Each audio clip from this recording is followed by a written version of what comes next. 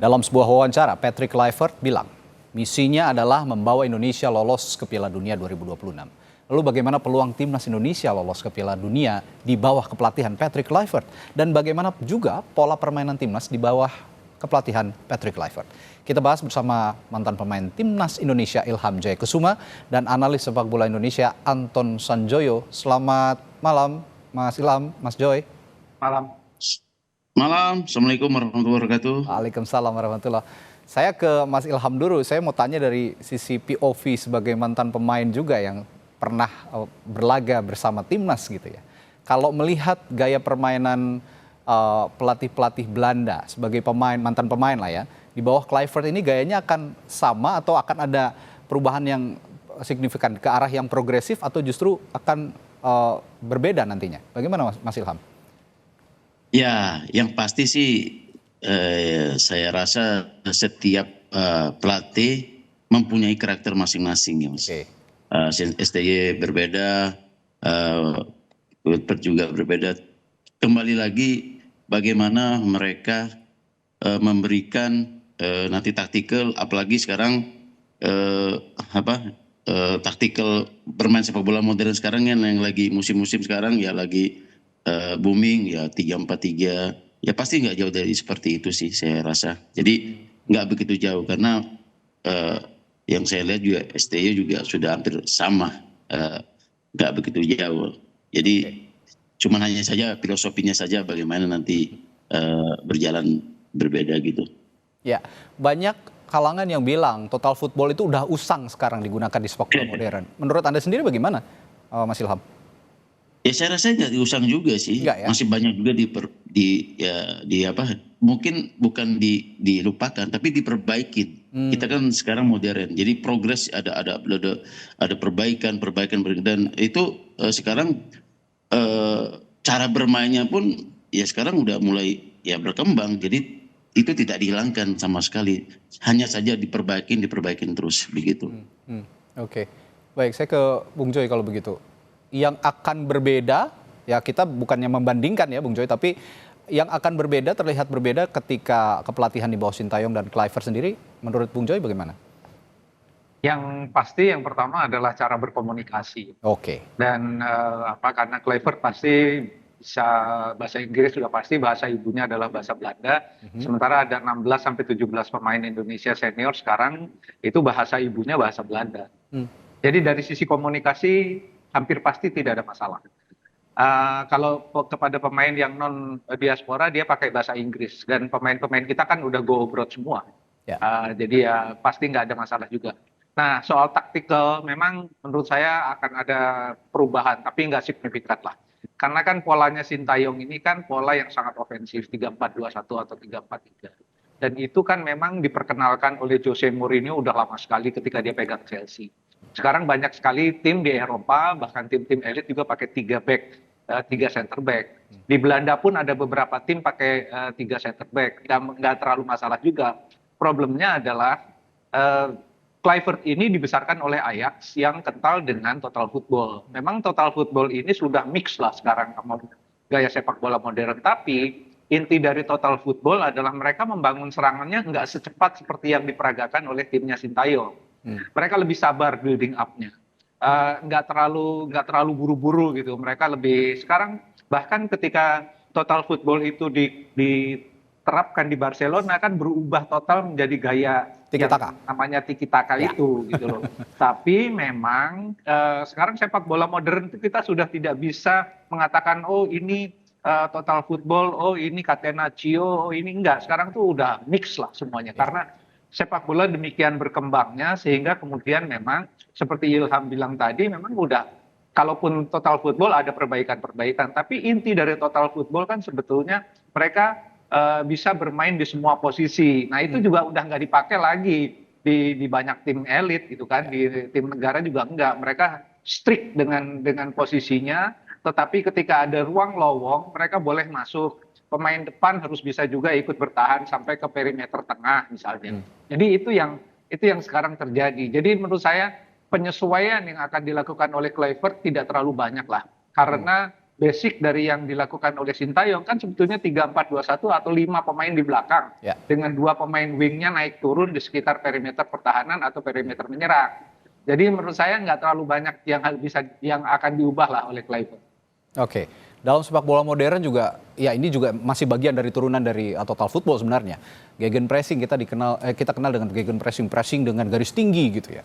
Ini diterapkan sepertinya oleh Jurgen Klopp saat di Liverpool, bahkan sekarang Arne Slot, pelatih asal Belanda juga menerapkan hal yang sama sepertinya di Liverpool begitu. Nah, gaya permainan pressing tinggi, lalu fluiditas pemain yang tinggi, apakah juga akan segera tune in pemain-pemain kita yang sekarang ada, baik yang dari naturalisasi ataupun yang dari lokal begitu, Bung Joy? Ya kalau soal high defensive line itu kan memang pengembangan dari banyak sistem. 4-4-2 juga bisa pakai garis tinggi pertahanan gitu loh. Nah, ini kan yang dilakukan oleh Sintayong, kalau saya ingat betul ketika pertama kali menghadapi Arab Saudi, main di Riyadh, itu kan 3 back Indonesia itu mainnya di sekitar garis tengah. Itu yang membuat timnya Mancini kan kaget sebetulnya gitu loh. Dan ya sebetulnya apa yang dilakukan oleh Sintayong itu dari sisi sistem permainan sebetulnya memang agak banyak coba-cobanya, tapi dia udah tahu bahwa kalau main dengan high defensive line dia akan menerima konsekuensi seperti A, B, C, D gitu. Ya. Nah, ketika melawan Arab kan cukup efektif. Ketika melawan Australia di Indonesia juga cukup efektif gitu loh. Jadi perubahan-perubahan yang dalam situasional itu menurut saya pemain-pemain Indonesia yang ada sekarang yang dibangun oleh Sintayong itu sudah cukup mumpuni lah. Artinya IQ mereka mencukupi untuk dalam perubahan-perubahan taktik yang diperlukan di lapangan, tergantung lawannya, tergantung juga kondisi udara misalnya, tergantung strategi lawan dan macam-macam.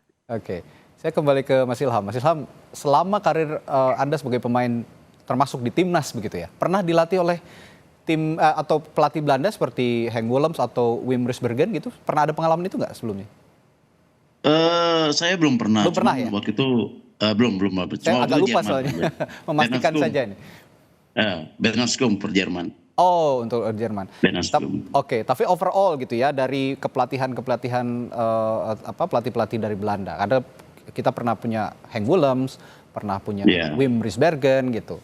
Progresnya secara teamwork gitu, baik dari kacamata pemain maupun keseluruhan tim bagaimana, Mas Ilham? Yang timnas? Ya, yang timnas.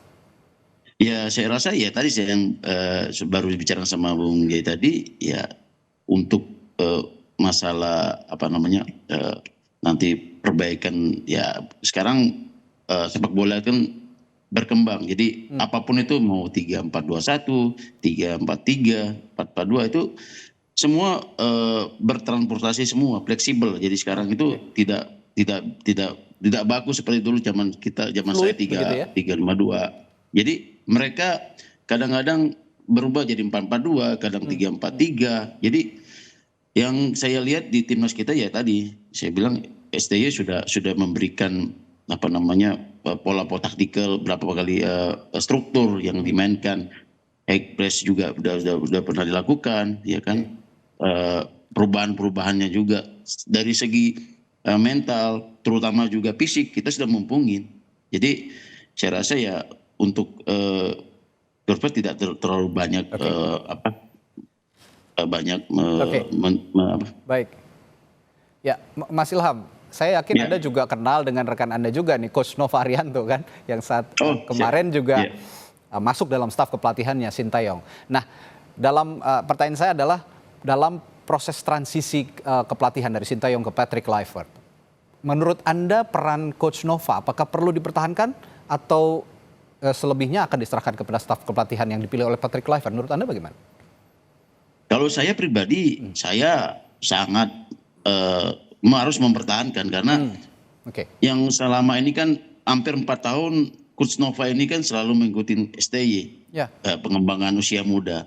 Saya rasa ya harus, tapi kembali lagi kan nanti ke juru taktik timnas pelatih sekarang. Tapi kalau saya pribadi harus dipertahankan karena 4 tahun dia ikut STY, dia sudah paham betul untuk usia-usia muda gitu. Pertanyaan saya sama untuk Bung Joy, bagaimana kira-kira untuk posisi Coach Nova ini, Bung Joy? Saya kira Nova itu menjadi penyambung antara Itu. pemain-pemain yang sudah ada sekarang dengan pelatih baru. Jadi dia mau tidak mau harus dipertahankan. Kan PSSI juga bilang akan ada 2 stafnya Patrick Kluivert dari pelatih lokal. Saya kira salah satunya mungkin ya logikanya ya pasti Nova Arianto lah. Karena oke. kan yang tahu betul karakter si ABCD Iya. itu dari pemain Itu. lokal sampai pemain diaspora kan Nova gitu. Yang dia yang akan mengkomunikasikan itu kepada Patrick Kluivert. Ya, betapa sentralnya begitu ya peran Coach Nova di masa transisi ini. Dan saya nanti juga akan bertanya kepada narasumber saya, ada Mas Ilham dan Bung Joy. Ada nama Denny Lansat dan Alex Pastoor di sisi Kluivert yang digadang-gadang ya akan menjadi asisten pelatih Patrick Kluivert. Dan katanya justru punya CV yang lebih mentereng dari Patrick Kluivert. Tadi saya bertanya kepada Bung Joy bahwa selain Kluivert ada digadang-gadang ada 2 nama lain yang akan menjadi asisten pelatih Patrick Kluivert. Ada nama Denny Lansat dan Alex Pastoor di sisi Kluivert. Nah, kira-kira peran mereka sebagai asisten pelatih apakah punya spesialisasi khusus yang akan diperankan oleh masing-masing asisten pelatih ataukah ada tujuan lain penunjukan 2 asisten pelatih ini, Bung Joy? Ya sudah pasti peran mereka juga sentral ya, bukan cuma karena CV mereka katakanlah jauh lebih mentereng gitu ya. Tapi memang kalau Lansat kan memang satu akademi dengan Kluivert Ya. di akademi Ajax. Jadi mereka bersahabat. Jadi ini adalah pengawalnya Kluivert, si Dani Lansat ini. Pengawal dalam arti mungkin untuk diskusi-diskusi yang non teknis. Tapi kalau diskusi teknis, saya yakin dia dengan Pastoor karena memang Pastoor ini ahli strategi. Dia di Almer pun dia kan terkenal sebagai pelatih yang dalam tanda kutip jenius gitu ya. Nah kalau kita ingat peran 2 orang ini memang akan sangat krusial. Mengingat juga banyak sekali sebetulnya pelatih yang selalu berdiskusi dengan asistennya untuk menentukan strategi. Kalau Anda ingat Pep Guardiola ketika masih menjadi pemain bahkan di Barcelona itu adalah sparring partnernya Johan Cruyff untuk melakukan uji strategi. Jadi memang Pep Guardiola ini udah jenius dari dulu. Nah ini dugaan saya nih Alex Pastoor lah yang akan menjadi orang yang pertama-tama ditanya oleh Patrick Kluivert tentang strategi yang akan dijalankan, melihat seluruh konstelasi pemain, konstelasi lawan, lapangan, cuaca dan macam-macam, hampir pasti Pastoor lah yang akan ditanya oleh Kluivert. Sementara Lansat akan melakukan backup karena dia mungkin akan lebih berkonsentrasi pada individu per individu pemain, terutama pemain diaspora ya. Untuk peningkatannya misalnya Kevin Dix butuh apa, Martin Pas butuh apa, Jai Isdes butuh apa yang perlu ditingkatkan. Mungkin itu peran itu akan diberikan pada Dani Lansat. Kira-kira begitu. Oke. Ada peran teknis, ada peran non teknisnya. Ini akan saling melengkapi kira-kira seperti itu. Nah, untuk Kluivert sendiri meskipun iya dibilang katanya CV-nya kurang mentereng, tapi saya yakin sepertinya ya ini pendapat saya atau mungkin ada pendapat lain dari narasumber malam hari ini. Penunjukan Kluivert ini untuk melihat sosok besar dirinya, begitu ya, Bung Joy? Iya, ada dugaan bahwa sebetulnya kenapa nggak Pastoor sih yang jadi Alex Pastoor yang jadi head coach Gitu ya. Tapi kalau Alex Pastoor kan tidak terlalu mentereng namanya gitu loh. Orang lebih kenal Patrick Kluivert. Tetapi apapun, Patrick Kluivert kan pernah menjadi pemain besar. Nah, kalau CV-nya tidak terlalu mentereng, ya mungkin karena kesempatan aja gitu loh. Tapi sebagai pemain dan terutama kalau kita bicara lini depan, yang sekarang masih banyak sekali kekurangannya, paling lemah diantaranya timnya Sintayong, itu mungkin dia kan bisa memberikan masukan pribadi karena dia adalah seorang striker yang luar biasa gitu loh. Jadi menurut saya hal itu sangat lumrah lah. Baik. Di dalam sepak bola. Ya, Mas Ilham, sebagian besar pemain timnas timnas Indonesia ini kan naturalisasi dari Belanda begitu ya. Tentu saya yakin juga mereka akan lebih mudah beradaptasi dengan gayanya Patrick Kluivert, terutama soal komunikasi tadi yang sempat disinggung oleh Bung Joy begitu. Nah, tapi bagaimana dengan pemain lokal seperti ya Rizky Ridho, Pratama Arhan, Marcelino Ferdinand begitu yang sebenarnya cukup kental dengan gaya main Sintayong kalau saya lihat dari beberapa pertandingan mereka sangat bisa tune in dengan gaya permainan Sintayong. Nah di bawah Kluivert mereka akan seperti apa kira-kira? Ya saya pikir ya Rizky Ridho dan lain-lain, ya mereka sudah profesional. Saya rasa siapapun pelatihnya, mereka pasti akan bisa mengikuti taktikal pelatih itu sendiri. Karena saya lihat Rizky Ridho ya kembali lagi ya, bukan saja pintar dalam pengambil keputusan, ya kan? Ya. Dia juga bisa baca bola, dia juga bisa berkomunikasi dengan pemain seperti Jay dan lain-lainnya juga. Jadi saya rasa sih nggak jadi masalah. Ya. Jadi intinya mereka yang asli Indonesia atau katanya yang naturalisasi, mereka semua sudah blend in sebenarnya ya dari sejak tim ini sudah dibentuk. Bukan begitu ya, Bung Ilham? Ya, kalau tidak mereka tidak akan maju ke putaran ketiga. Tidak sejauh ini begitu ya, melaju. Itu dia. Kalau begitu ngomong-ngomong soal melaju sejauh mana, di bawah Patrick Kluivert sepertinya banyak tekanan untuk yang sekarang publik menekan pokoknya mau nggak mau suka tidak suka harus masuk Piala Dunia. Nah kan sih bagaimana sejauh ini Bung Ilham? Ya kan pasti ada. Ya kenapa saya rasa kenapa ambil sekarang betul berani ambil? Ya dia percaya diri ya. Kembali lagi kita bisa lolos ketika pergantian ini dari STY ke Peter ini. Kalau dia nggak percaya diri ya mungkin nggak diambil gitu. Pertanyaan yang sama Bung Joy?